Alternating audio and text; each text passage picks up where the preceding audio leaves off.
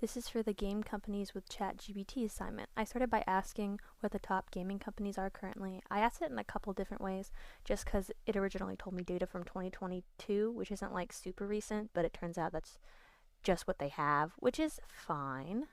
It gave me these five companies, which isn't like super surprising. I feel like everything's made by these five companies.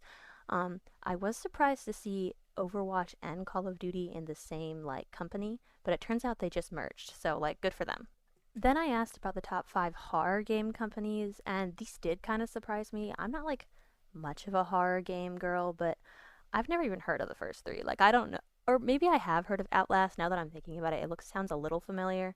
The bottom two didn't surprise me at all, because Resident Evil and Silent Hill, like duh. But I was expecting like Bethesda Softworks, which is the team that made The Evil Within, just because that's like the only other horror game I know.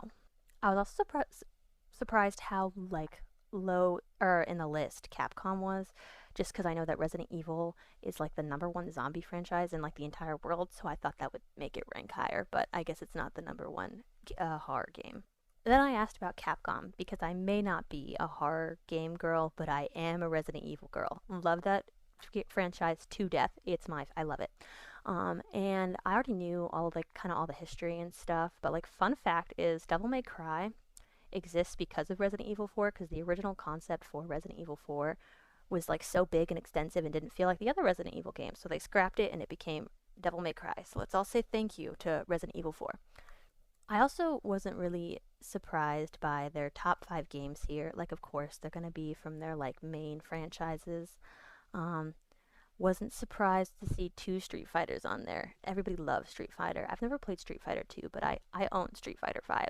I only get 2 minutes with the free version, so part 2, I guess. Um, then I asked what games Capcom made, and these weren't really surprising. Like, I knew all of these series existed, and I knew they made them all. Ace Attorney was kind of like, oh, that's right, because I always forget. I always forget that it's by Capcom because it's so different from the other games they've made. So that was just, I forgot. I always forget though. So I also asked what they're predominantly known for. And again, not very surprising. These all relate to like their top games. And they started out in the arcade. So of course they're going to be known for. So again, not surprising. But good to look up and know, I guess.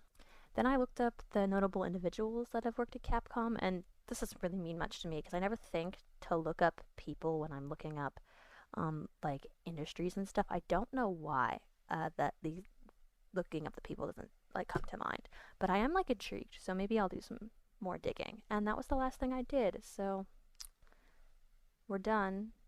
Enjoy your day.